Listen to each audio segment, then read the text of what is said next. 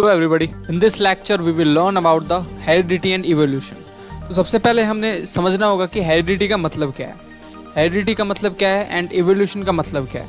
अगर ये दोनों चीज़ें आपको आ गई तो आप समझ जाओगे कि पूरे चैप्टर में पढ़ना क्या है हमें बेसिकली। तो हेरिडिटी का मतलब होता है ट्रांसमिशन ऑफ कैरेक्टर्स, जिनको हम ट्रेट्स भी बोलते हैं, from parents to their offsprings is called heredity. अगर आसान भाषा में बोलूँ तो किसी भी गुण का, किसी भी कैरेक्टरिस्टिक का एक पेरेंट से दूसरे उसकी जनरेशन में ट्रांसफर होना, इसको हम हेरिडिटी बोलते हैं। ठीक है, तो हेरिडिटी का मतलब समझ आया। हेरिडिटी का मतलब होता है ट्रांसमिशन ऑफ कैरेक्टर्स। कैरेक्टर्स को हम इस चैप्टर में ट्रेट्स भी बोलते हैं, TRAITS, ट्रेट्स भी बोलते हैं। From parents to the next offspring, offspring का मतलब होता है अगली जनरेशन। ठीक है, अब ट्रेट्स का मतलब क्या होता है, कैरेक्टर्स का मतलब होता है जैसे height, hair colour, shape of ear, shape of nose, shape of chin. ठीक है, ये सब कैरेक्टर्स होते हैं जो एक जनरेशन से दूसरी जनरेशन में जाते हैं। दूसरा वर्ड यूज हुआ है इसमें इवोल्यूशन। इवोल्यूशन वर्ड का मतलब है change in characteristic of a species over the several generation, मतलब कि एक चेंज होना, किसके अंदर कैरेक्टरिस्टिक्स का चेंज होना बहुत सारी सालों के बाद में, बहुत सारे ईयर्स के बाद में किसी एक पर्टिकुलर स्पीसीज में। जैसे हम होमोसेपियंस हैं तो हमको ही ले लीजिए, पहले कुछ हम ऐसे दिखते थे, ठीक है, फिर उसके बाद में हमारे अंदर डेवलपमेंट मतलब कि इवोल्यूशन हुआ, फिर उसके बाद में और इवोल्यूशन हुआ, हम इवॉल्व होते गए और आज हम टेक्नोलॉजी से जुड़ चुके हैं। तो किसी एक पर्टिकुलर स्पीसीज का डेवलपमेंट होना टाइम के साथ में, और छोटे छोटे जो कैरेक्टर्स होते हैं उनका जुड़ते जाना, तो इन सब का क्या हो जाता है, वेरिएशन आना। मतलब ये इससे अलग है, ये वाला इससे अलग है, और ये इससे एडवांस है, ये इससे एडवांस है। तो बेसिकली एडवांसमेंट को पढ़ते हैं हम इस चैप्टर में, कि एडवांसमेंट को ही हम इवोल्यूशन बोलते हैं। तो ये एडवांसमेंट आता कैसे है, तो इसके अंदर आने के लिए हमें वेरिएशंस आने होंगे, हमारी बॉडी के अंदर या फिर कैरेक्टर्स के अंदर वेरिएशन आई होंगे। अब ये धीरे धीरे वेरिएशन एक्यूमुलेट मतलब सम होके उनका सबका जुड़ के आज हम इस कंडीशन में खड़े हुए हैं। तो ये समझ आया कि what is the meaning of heredity, what is the meaning of evolution. अब चलते हैं नेक्स्ट टॉपिक की तरफ, जो कि variations and accumulation of variation.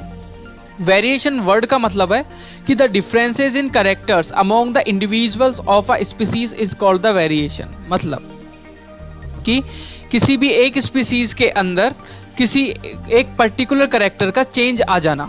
ठीक है, जैसे हमने ऊपर वाले एग्जाम्पल में ले लिया हमने ह्यूमंस के अंदर, है ना, होमोसेपियंस के अंदर हमने एग्जाम्पल लिया। तो वेरिएशन का मतलब है कि डिफरेंसेस आ जाना, एक कैरेक्टर एक स्पीसीज के अंदर पहली जनरेशन से दूसरी जनरेशन एडवांस होना, उससे अगली और एडवांस होना, उससे अगली और एडवांस होना, इसको ही बोलते हैं क्या, वेरिएशन। तो I hope you got the point what is the meaning of variations. दूसरा होता है accumulation of variations. Accumulation word का मतलब होता है जुड़ जाना, सम हो जाना। तो जितने भी वेरिएशंस आए थे वो जुड़ के एक नए ऑर्गेनिज्म को प्रोड्यूस करती है, नई एक कैरेक्टरिस्टिक उसी स्पीसीज में प्रोड्यूस करती है। जैसे हम जिराफ का एग्जाम्पल ले ले, तो जो जिराफ होता है उसकी जो गर्दन थी वो पहले छोटी थी, क्यों थी, क्योंकि वो घास खाता था जमीन से, लेकिन घास हो गई खत्म और उसको पेड़ से पत्ते खाने पड़े।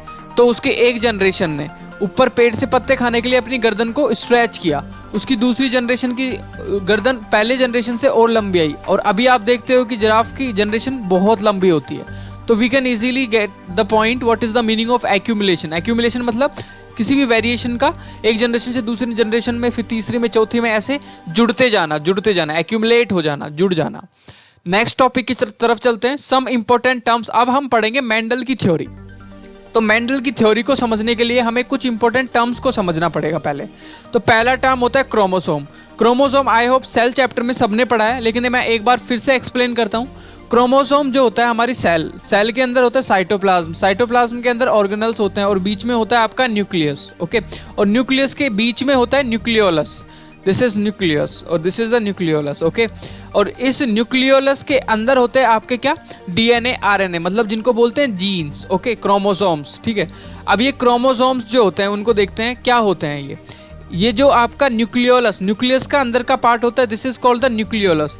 This nucleolus contain the so many thousands millions of the thread like structures। okay, thread like structures होते हैं और उनको बोलते हैं थ्रेड लाइक स्ट्रक्चर्स को बोलते हैं क्रोमोसोम। कुछ ऐसे दिखते हैं क्रोमोसोम्स। ये इसके अंदर न्यूक्लियस के अंदर ये इन्फिनिटी है, बहुत सारे, इन्फिनिटी तो नहीं, मिलियंस आप बोल सकते हो, millions of the chromosomes contain in nucleolus. Okay, nucleolus, nucleus के अंदर के पार्ट को न्यूक्लियोलस बोलते हैं, जिसमें आपका क्रोमोसोम प्रेजेंट होता है। तो इसको कैसे डिफाइन करेंगे? This is a thread like structure in a nucleus of cell formed of DNA which carries the genes. Okay, अब क्रोमोसोम के अंदर होता है डीएनए। ओके, डीएनए होता है ऐसे, ठीक है। अब डीएनए के अंदर क्या होता है? जीन्स होते हैं। तो जीन्स वर्ड आया तो जीन्स को समझते हैं क्या होता है। A gene is a unit of DNA. देखिए ये पूरा पूरा डीएनए आपने ऐसा देखा होगा एक, ठीक है, this is called the DNA. और डीएनए के बीच में यहाँ पे नोट्स होते हैं, इन नोट्स को बोलते हैं जीन। तो gene is a unit of DNA, this is gene on a chromosome. और ये जीन्स का किसमें होते हैं? क्रोमोसोम के अंदर। मतलब समझ आया कि डीएनए होता है आपके क्रोमोसोम्स के अंदर, क्रोमोसोम होता है न्यूक्लियस के अंदर, न्यूक्लियोलस के अंदर, न्यूक्लियोलस होता है न्यूक्लियस के अंदर, और न्यूक्लियस होता है आपके सेल के अंदर, ठीक है। तो a gene is a unit of DNA on chromosome which governs the synthesis of one protein that control the specific trait of organism that are thousands of gene which control the different traits। मतलब कि ये जो एक gene है ना, ये एक gene particular एक टाइप के काम को करता है, ठीक है। एक जीन का काम होता है कि पर्टिकुलर किसी एक कैरेक्टर को अपने साथ में फोटोकॉपी करके जीरोक्स करके दूसरी जनरेशन में पहुंचा देना। तो समझ आया what is the meaning of chromosome, what is the meaning of gene. Next topic, next जो टर्म आएगी उसको यूज करते हैं, उसको सीखते हैं क्या होता है। एक टर्म आएगी जिसका नाम होता है डोमिनेंट ट्रेट, और दूसरी आती है रिसेसिव ट्रेट। ट्रेट का मतलब तो हमने सीख लिया। ट्रेट का मतलब होता है कि कोई भी एक गुण, कोई भी एक कैरेक्टरिस्टिक, कोई भी एक प्रॉपर्टी किसी एक जनरेशन की। अब आप आते हैं डोमिनेंट का मतलब क्या होता है और रिसेसिव का मतलब क्या होता है। तो डोमिनेंट का मतलब होता है ऐसा ट्रेट जो कि अगली जनरेशन में शो हो। देखिए एक बच्चे को बनाने के लिए डैड और मॉम होते हैं, ठीक है। डैड की एक सेक्स सेल और मॉम की एक सेक्स सेल मिलके एक चाइल्ड को पैदा करती है, ठीक है। फॉर एग्जाम्पल डैड की जो आंखों का कलर है वो मान लेते हैं ब्राउन है, और मॉम की आंखों का कलर है वो है ब्लू, और आपके जो इनके बच्चे का जो आईज कलर हुआ वो मान लेते हैं क्या होगा? ब्राउन होगा, ठीक है। तो अभी इन दोनों में से किसकी ट्रेट बच्चे में दिखाई दे रही है? तो ऑफ कोर्स डैड की ट्रेट इस बच्चे के अंदर दिखाई दे रही है। तो यहाँ पे मॉम और डैड में से कौन डोमिनेंट होगा? डैड को बोलेंगे, जिसकी कैरेक्टर उसके बच्चे में दिखाई दे वो डोमिनेंट बोला जाएगा, और जिसकी कैरेक्टरिस्टिक या फिर ट्रेट्स दिखाई ना दे उसे रिसेसिव बोलते हैं। सो समझ आया what is the meaning of dominant traits. ऐसी ट्रेट्स, ऐसे चीजें जो एक बच्चे के अंदर या फिर नेक्स्ट जनरेशन के अंदर दिखाई दें उनको डोमिनेंट्स बोलते हैं। फॉर एग्जाम्पल एक फादर है और एक मदर है। फादर की हाइट ज्यादा है, मदर की हाइट कम है, और बच्चा उनसे जो हुआ उसकी हाइट भी अगर कम है, तो इस केस में डोमिनेंट कौन हुआ? तो इस केस में जो डोमिनेंट हुआ वो हुआ मॉम। ओके, मदर उसकी क्या हो गई? डोमिनेंट, क्योंकि यहाँ पे डोमिनेंट मतलब कि जो बच्चे के अंदर जो कैरेक्टर दिख रहा है वो मॉम का दिख रहा है। तो डोमिनेंसी समझ आई, what is the meaning of dominant traits और रिसेसिव। ओके, नेक्स्ट हम टर्म यूज करेंगे फिनोटाइप एंड जीनोटाइप। फिनोटाइप का मतलब होता है बेसिकली, फिनोटाइप का मतलब निकलता है आपका फिजिकली अपीयरेंस से, और जीनोटाइप का मतलब निकलता है आपकी सेक्स सेल से, ठीक है।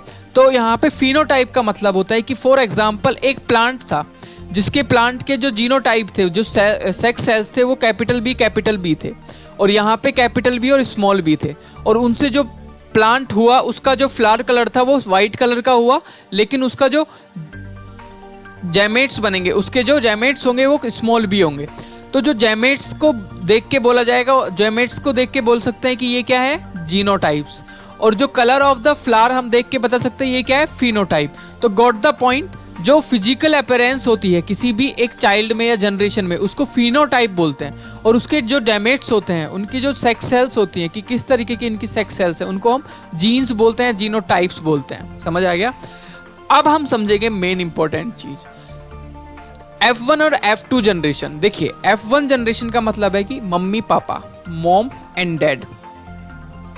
यहाँ पे फीमेल लिख लूं, यहाँ पे मेल लिख लेता हूं, आपको इजीली समझ आएगा। इनसे जो बच्चा पैदा हुआ,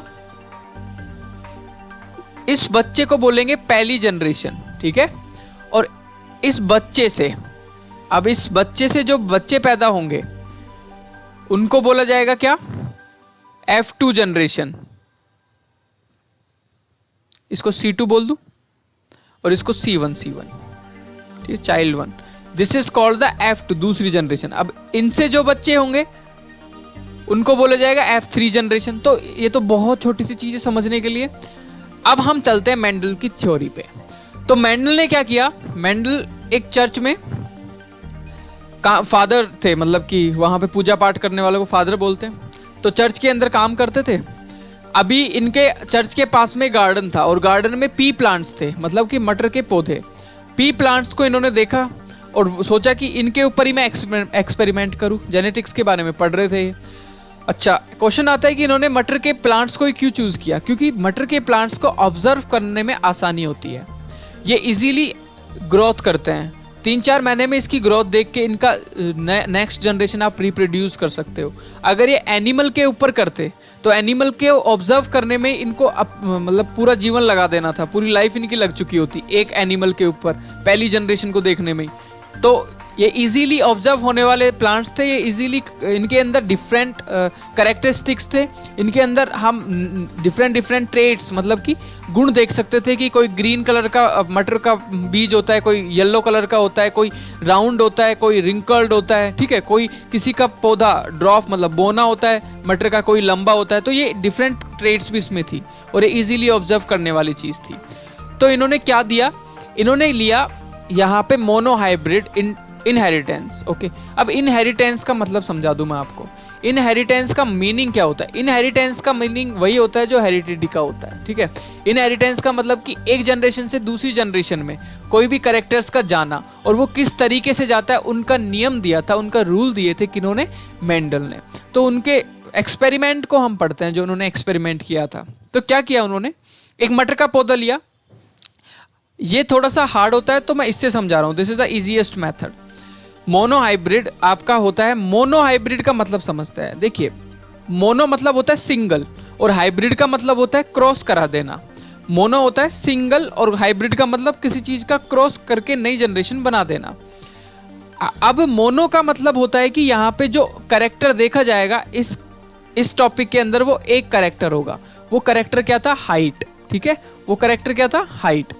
तो हाइट को देख के, सिर्फ हाइट को एक कैरेक्टर मान के इस एक्सपेरिमेंट को पढ़ेंगे। तो इन्होंने एक प्लांट लिया जो लंबा था, जिसकी हाइट ज्यादा थी, और एक प्लांट लिया जिसकी हाइट कम थी। उन दोनों के बीच में क्या कराया? उन दोनों के बीच में क्रॉस पॉलिनेशन कराया, या फिर दोनों से नेक्स्ट जनरेशन को बनाई। अब यहाँ पे देखना कि जो टॉल प्लांट होता है वो यहाँ पे डोमिनेंट है, और मैं डोमिनेंट आपको ऑलरेडी समझा चुका हूँ। डोमिनेंट का मतलब जिसके कैरेक्टर्स डोमिनेंट करते हैं, शो करते हैं अगली जनरेशन में। आप बोलोगे ऐसा ही क्यों है, ड्रॉफ का क्यों नहीं है डोमिनेंट? तो ये इन्होंने एक्सपेरिमेंट करने के बाद में ये लिखा था। ये जो पूरा का पूरा चिट्ठा दिया था वो एक्सपेरिमेंट के ऑब्जर्वेशंस के बेसिस पे दिया था, समझ रहे हो। पहले एक्सपेरिमेंट किया, एक्सपेरिमेंट करने के बाद सब चीजें देखी, उसके बाद ऐसा कुछ इनको वहां पे नजर आया। देन उन चीजों को देखने के बाद में इन्होंने ये चीज दी थी कि these are the characteristics, these are the traits which show in the next generation. Okay, you got the point कि ये ऑब्जर्वेशन को स्टडी करते हैं बेसिकली। तो इन्होंने क्या किया, एक टॉल प्लांट लिया, एक ड्रॉप प्लांट लिया, बोना पौधा और लंबा पौधा। अभी क्या होगा, जो टॉल प्लांट होगा उसके दोनों के दोनों गैमेट्स को मैं कैपिटल टी से रिप्रेजेंट कर रहा हूं, और इसको मैं स्मॉल टी से। और आपको बता दूं, मैं जो कैपिटल टी से लिखूंगा वो कैसा होगा? हमेशा डोमिनेंट होगा, ठीक है। और स्मॉल टी वाला रिसेसिव होगा। स्मॉल टी वाला हमेशा रिसेसिव की तरह बिहेव करेगा। तो you got the point, what is the meaning of the recessive and the dominant.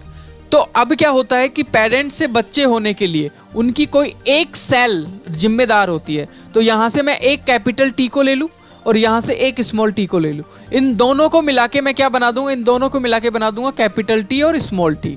अब ये पहली जनरेशन आपकी आ चुकी है, this is called the first F1 generation. Then what will happen? अभी इस फर्स्ट F1 जनरेशन के बहुत सारे पौधे होंगे, ऐसे बहुत सारे प्लांट्स होंगे, है ना, कैपिटल टी स्मॉल टी। इनमें से किसी दो पौधों को उखाड़ के उनके बीच में फिर क्रॉस पॉलिनेशन करवाएंगे, तो उसको बोलेंगे सेकंड जनरेशन। अब यहाँ पे मैंने इन दोनों को, अब यहाँ पे देखना जो पौधा आएगा वो कैसा होगा, ये जो प्लांट आया वो कैसा होगा? टॉल टी कैपिटल और स्मॉल टी। अब कैपिटल टी का मतलब मैंने आपको बताया कि ये डोमिनेंट है। डोमिनेंट है तो ये प्लांट भी कैसा होगा? ये प्लांट भी आपका टॉल होगा, ठीक है। और यहाँ पे एक वर्ड लिखा हुआ है हेट्रोजाइगस और एक वर्ड होता है होमोजाइगस। देखिए अगर कोई भी चीज क्या है, टॉल है, और वो टॉल है, उसके जीन्स अगर क्या है, दोनों के दोनों कैपिटल टी से बने हैं, तो इसको बोलते हैं होमोजाइगस। होमो मतलब एक जैसा, लेकिन टॉल है लेकिन उसका सिर्फ एक डोमिनेंट वाला ही कैपिटल टी है, दूसरा स्मॉल टी है, इसको बोलते हैं हेट्रो। हेट्रो मतलब होता है अलग अलग, डिफरेंट डिफरेंट, तो इसका नाम होगा heterozygous. Okay, so you can understand easily what I want to say. अब जो दूसरी जनरेशन बनानी है वो पहली जनरेशन की क्रॉस पॉलिनेशन से बनेगी। इन दोनों को मिलाएंगे तो कैपिटल टी स्मॉल टी, और यहाँ पे भी कैपिटल टी स्मॉल टी। अब देखिए अब क्या होगा वो आपको समझना है। यहाँ पे तो देखिए, यहाँ पे तो दोनों में से कोई भी आए कैपिटल टी आएगा, यहाँ पे दोनों में से कोई भी आए स्मॉल टी आएगा, लेकिन यहाँ पे पॉसिबिलिटीज बढ़ जाती हैं कि कैपिटल टी भी आ सकता है, इसमें से स्मॉल टी भी आ सकता है, इसमें से भी कैपिटल टी आ सकता है, और इसमें से स्मॉल टी, ये दोनों एक दूसरे से कैसे भी क्रॉस हो सकते हैं। तो हम क्या करते हैं, इसके जो आपके जीनोटाइप्स होते हैं, जो आपके टी और टी है उसको हॉरिजॉन्टली, एक को हॉरिजॉन्टली लिख दो और एक को आप वर्टिकली लिख दो, उसके बाद में कॉलम्स बना दो। ये दोनों मिलके क्या बनाएंगे, यहाँ दोनों मिलके बनाएंगे capital T capital T. Similarly ये दोनों मिलके बनाएंगे क्या, स्मॉल टी कैपिटल टी, यहाँ पे भी capital T small T, here also दोनों स्मॉल टी। अब यहाँ पे देखिए इसको बोला है कैपिटल टी को क्या बोलेंगे, होमोजाइगस टॉल। ये हेट्रोजाइगस टॉल होगा बॉस। ओके, ये भी हेट्रोजाइगस टॉल, और ये होगा आपका होमोजाइगस ड्वार्फ या स्मॉल। समझ पा रहे हो ना। अब यहाँ पे क्वेश्चन आता है आपका कि फेनोटाइप और फेनोटाइप का रेशियो और जेनोटाइप का रेशियो। अब फेनोटाइपिक रेशियो और जेनोटाइपिक रेशियो का मतलब क्या होता है, यहाँ पे जो टेबल आई है ना, इस टेबल को देख के आपको बताना है कि फेनोटाइप मतलब फिजिकली अपीयरेंस का रेशियो क्या है। तो यहाँ पे 3 तो टॉल होंगे और एक होगा आपका ड्रॉफ, तो 3 टॉल रेशियो 1 ड्रॉफ लिख सकता हूँ। दूसरा होता है जीनोटाइप रेशियो, कि यहाँ पे जीन्स किस तरीके से डिस्ट्रीब्यूट है। तो कैपिटल टी कितना है 1, और एक कैपिटल एक स्मॉल टी 2, और सिमिलरली स्मॉल टी कितने हैं, दोनों 1। कैसे है देखो, स्मॉल टी 1 है, ये 2 है, ये 1 है, तो I can write here the genotype ratio is 1:2:1। Okay, अब चलते हैं, ये तो हो गया मोनो हाइब्रिड। अब चलते हैं हम डाई हाइब्रिड की तरफ। देखिए मोनो में हमने एक कैरेक्टरिस्टिक लिया था, हाइट। अब डाई में क्या लेते हैं हम, 2 कैरेक्टरिस्टिक लेते हैं, एक तो उसका कलर और एक उसका शेप। तो यहाँ पे हमने लिया है राउंड एंड रिंकल्ड शेप लिया है, एक बीज लिया जो कि है येलो कलर का, लेकिन कैसा है वो, राउंड, बिल्कुल टोन्ड, बिल्कुल फूला हुआ, और एक लिया है हमने रिंकल्ड और ग्रीन कलर का। तो यहाँ पे 2 चीजें देखी हमने, एक तो राउंड है और एक है आपका रिंकल्ड है, और एक येलो है एक ग्रीन है। अब देखिए ये जो होगा उसके 2 कैरेक्टर लिए हैं यहाँ पे, तो यहाँ पे हमने कैपिटल Y से रिप्रेजेंट किया है किसको, राउंड को, और स्मॉल y से रिप्रेजेंट किया है किसको, green. Sorry, this is capital R for round, और capital R for round. Capital R का मतलब है राउंड, और स्मॉल r का मतलब है रिंकल्ड, ठीक है। और कैपिटल Y का मतलब है येलो, बिल्कुल, और स्मॉल y का मतलब है आपका ग्रीन। ये शो करता है। 2 कैरेक्टर है तो 2 आपको यहाँ पे सेल्स लेनी होंगी, capital Y capital Y capital R capital R। इन दोनों को और इन दोनों को मिलाने पे जो बनेगा वो क्या होगा, कैपिटल Y यहाँ से एक कैरेक्टर आ गया, यहाँ से एक कैरेक्टर इसका आ गया, मतलब राउंड का आ गया कैपिटल R, और येलो का आ गया capital Y। Similarly small r आ गया ग्रीन रिंकल्ड का, और स्मॉल y आ गया आपका रिंकल्ड का। अब ये दोनों मिलके बनेंगे वो कुछ इस तरीके से बनेंगे। इन दोनों के ये पहली जनरेशन होगी, पहली जनरेशन बनेगी कैपिटल Y, देखो ये कैपिटल Y और स्मॉल y, और कैपिटल R और स्मॉल r। आपको पता है जो कैपिटल होता है वो डोमिनेंट होता है, तो ये कैसा दिखेगा, कैपिटल Y के लिए येलो दिखेगा, कैपिटल R का मतलब राउंड दिखेगा, तो राउंड येलो दिखेगा ये। तो समझ आ गया आपका फर्स्ट जनरेशन कैसे आया। अब ऐसे ही पौधे उठाए मैंने 2 जो कि येलो और राउंड कलर के क्या दे रहे थे, बीज दे रहे थे, सीड्स दे रहे थे, या फिर पीस दे रहे थे, मटर दे रहे थे, मटर के दाने। उन दोनों को मैंने क्रॉस पॉलिनाइज करवा दिया, मतलब कि 2 ऐसे प्लांट्स लिए, ऐसे कैपिटल Y और स्मॉल y, कैपिटल R और small r। Similarly capital Y small y capital R small R, इन दोनों को यहाँ पे क्रॉस पॉलिनेशन करवाना है। तो यहाँ पे कितनी पॉसिबिलिटीज आ सकती है?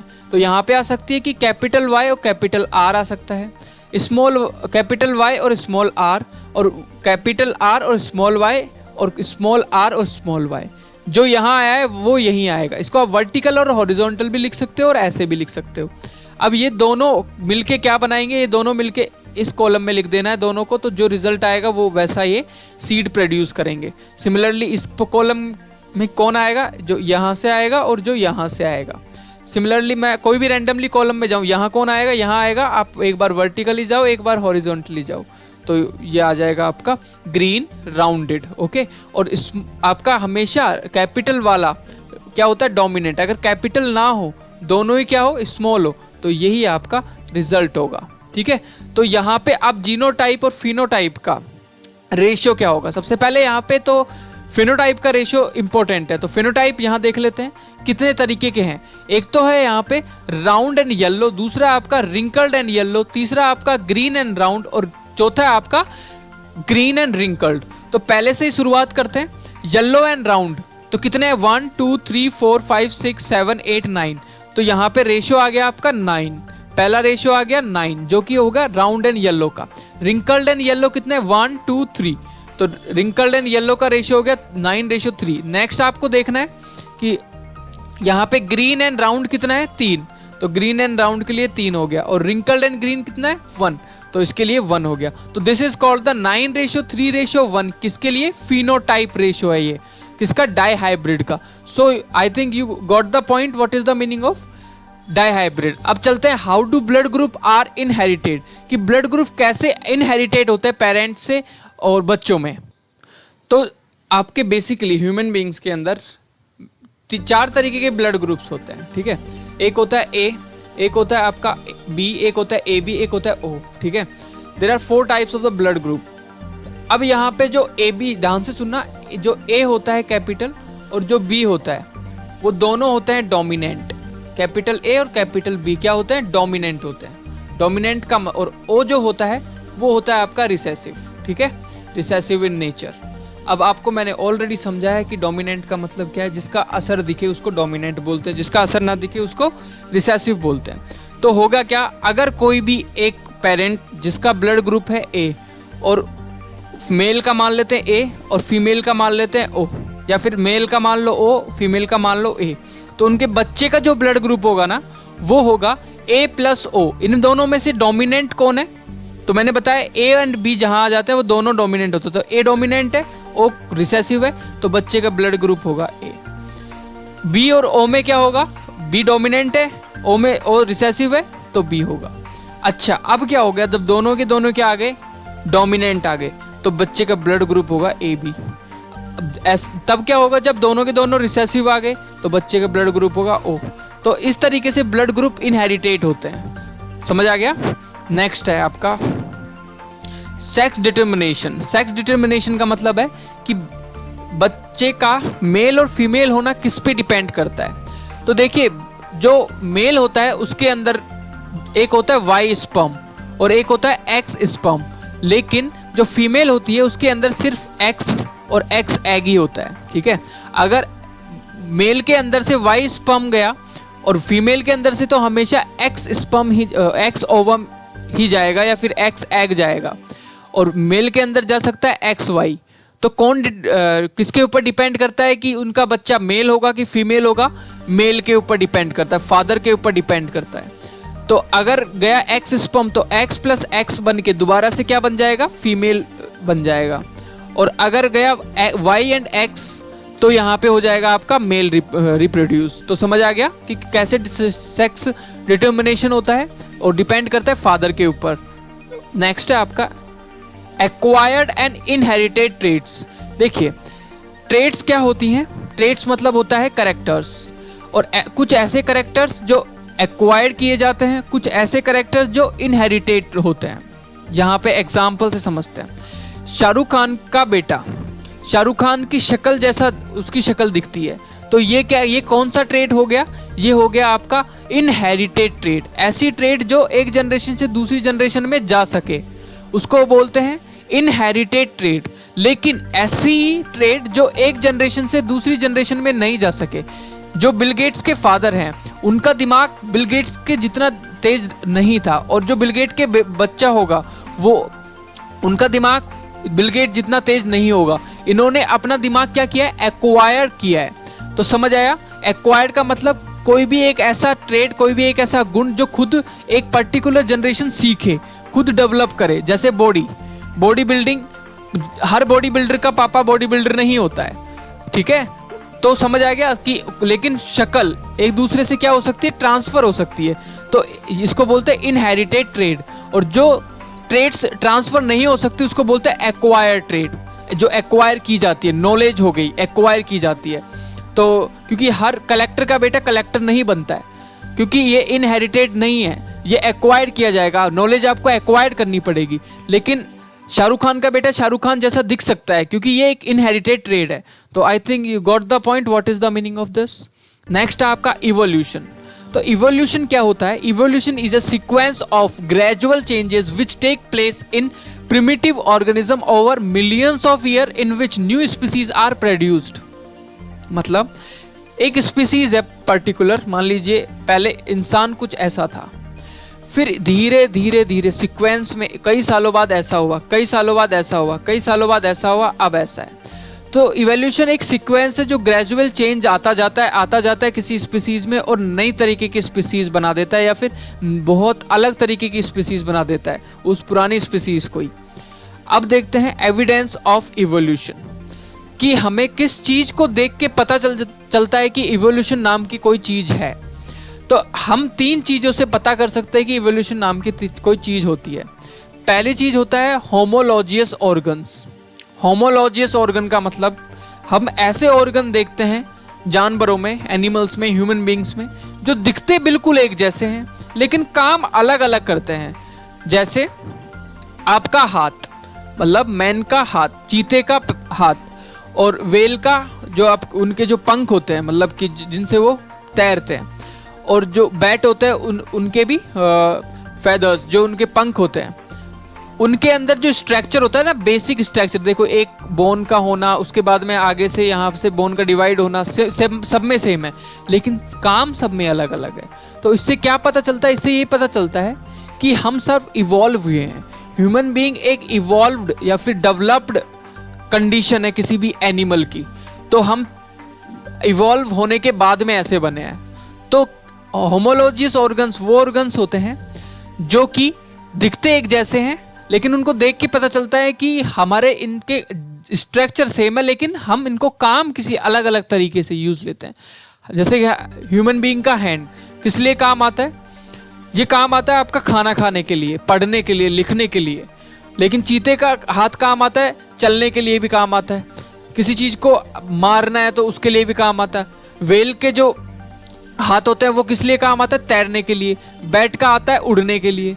तो दिखते इनके स्ट्रक्चर सेम है लेकिन काम अलग हो, उनको बोलते हैं होमोलॉजियस। नेक्स्ट होता है एनोलॉजियस। एनोलॉजियस होमोलॉजियस का जस्ट वाइस वर्सा होता है, ठीक है। Those organs which have the different basic structure, लेकिन काम एक जैसे, मतलब स्ट्रक्चर अलग अलग हैं लेकिन मजबूरी की वजह से उनके काम एक जैसे बन गए, ठीक है। तो उनको बोलते हैं एनोलॉजियस। और तीसरा एविडेंस होता है फॉसिल्स। फॉसिल्स का मतलब समझाता हूँ। फॉसिल का मतलब होता है कि जब हम धरती को खोदते हैं, अर्थ को डिग करते हैं, उसके बाद में हमें नीचे गड़े हुए कुछ मुर्दे जानवर मिलते हैं, तो उनको देख के पता चलता है कि हाँ, ये बेसिक स्ट्रक्चर्स जो हमारे अंदर है वो उनके अंदर भी था, लेकिन काम कुछ और करते थे, जैसे डायनासोर, ठीक है। तो समझ आएगा, इन तीनों चीजों को देख के हम बता सकते हैं कि इवोल्यूशन एग्जिस्ट करता है। डार्विन ने अपनी एक थ्योरी दी थी इवोल्यूशन की। उस थ्योरी में क्या बोला था, तो पहली चीज जो उन्होंने बोली थी उसको समझते हैं। पहली चीज उन्होंने बोली थी, within a population there is a natural variation, some individuals have more favourable variation than others. इसका मतलब क्या है कि जितने भी लोग होंगे, जानवर होंगे, जीव जंतु होंगे, किसी भी एक पॉपुलेशन में जितनी ज्यादा पॉपुलेशन होगी उतनी ज्यादा वैरायटीज उस पॉपुलेशन की मिलेगी, ठीक है। तो पहली चीज इन्होंने ये बोली। दूसरी चीज क्या बोली कि कोई भी स्पीसीज अपनी कितनी भी पॉपुलेशन बढ़ा ले, लेकिन जितने बढ़ेंगे उतने मरेंगे भी। तो जो फेयरली कांस्टेंट रहेगी आपकी पॉपुलेशन किसी भी स्पीसीज की। नेक्स्ट बोला था बेस्ट विल सर्वाइव, ठीक है, ऐसा कुछ बोला था इन्होंने। तो क्या है इसका तीसरे का मतलब, ये इंपॉर्टेंट है, ठीक है। तीसरा इसमें सीधा क्वेश्चन आता है what is the natural selection according to Darwin's theory. तो डार्विन ने तीसरी बोली थी कि the struggle for survival within the population eliminates the unfit individual. मतलब कि बहुत सारी भीड़ है, मतलब 100 बीमार एक अनार, तो उस अनार को 100 बीमार नहीं खाएंगे, उसको कोई 10 खाएंगे, लोग कम से कम 10 खाएंगे, और 90 होंगे ना, उनको जाना पड़ेगा वहां से। तो इसको बोलते हैं नेचुरल सिलेक्शन। मतलब कि जो फिट होगा वो ही सरवाइव कर पाएगा, अनफिट को नेचर ही सरवाइव नहीं करने देगा, या फिर नेचर ही उसको एलिमिनेट कर देगा। समझ आ गई, इसको नेचुरल सिलेक्शन बोलते हैं। तो समझ आ गया होगा, तीसरा पॉइंट इंपॉर्टेंट है। चौथा क्या बोला था, 5 बातें बोली थी, बहुत इंपॉर्टेंट बातें हैं ये। The individuals having favourable variation pass on these variations to their progeny from one generation to next generation. मतलब क्या बोला था कि कोई एक इंडिविजुअल हैविंग, इंडिविजुअल मतलब किसी स्पीसीज की बात हो रही है यहाँ पे, हर स्पीसीज में एक वेरिएशन आएगा, और वो वेरिएशन एक जनरेशन से दूसरी जनरेशन में शिफ्ट होता जाएगा। जैसे पहले हमारे पूंछ होती थी, लेकिन अभी हमारे पूंछ नहीं है। जो अनवांटेड चीजें हैं वो हमारी अगली जनरेशन से हटती जाएंगी। ऐसी चौथी बात बोली थी। नेक्स्ट बोला था 5वां final, these variations accumulated over long time then a new species produce. क्या बोला, ये इंपॉर्टेंट बात बोली। जैसे ये वेरिएशंस आ रहे हैं ना, वो धीरे धीरे इकट्ठे होते जाएंगे और नई स्पीसीज बना लेंगे। एक्यूमुलेशन पढ़ा था ना हमने शुरू में, वेरिएशन का एक्यूमुलेशन, वही बात इन्होंने बोली है।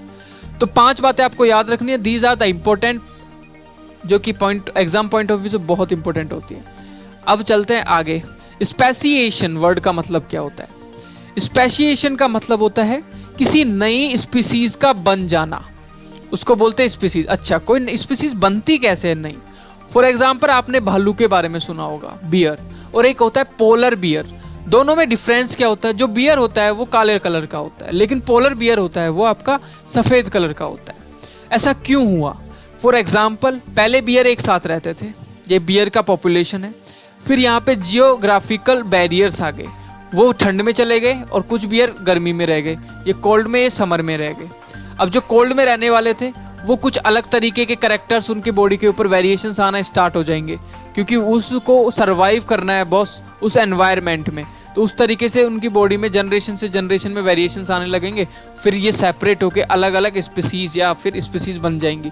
और इसी प्रोसेस को बोलते हैं, टाइम के साथ में किसी भी एक स्पीसीज से 2 स्पीसीज अलग अलग हो जाना, उसको बोलते हैं speciation. I hope you got the point, what is the meaning of speciation.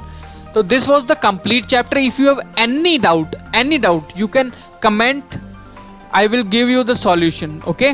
तो प्लीज आपके पास कोई भी डाउट हो आप कमेंट में डाल दो, मैं उसका सॉल्यूशन आपको दूंगा, ठीक है, इन द वीडियो फॉर्म।